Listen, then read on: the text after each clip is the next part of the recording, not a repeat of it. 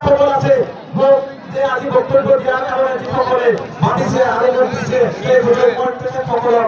ধন্যবাদ জনাইছো আৰু লগতে ইয়াত উপস্থিত হোৱা যিসকল ব্যক্তিয়ে ইমান হাঁহিৰে ইমান ফূৰ্তিৰে মোক সমৰ্থন জনাই হাত আগবাঢ়ি গৈছিলে সকলোকে ধন্যবাদ জনাই মোৰ বক্তব্য আলোচনা কৰিছো ধন্যবাদ সোহেল না ধন্যবাদ মিস্টাৰ সোহাইল আহমদ সাহেব এগৰাকী বিশিষ্ট সমাজকৰ্মী আছিলে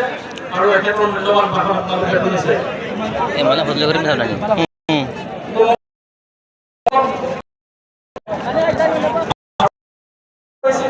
এগৰাকী ব্যক্তিক এইবাৰ ভাষণ প্ৰদানৰ কাৰণে অনুৰোধ জনাম তেখেত হ'ল আমাৰ দলৰ কাৰ্যকৰী সভাপতি বিধায়ক তেখেতক আপোনালোকে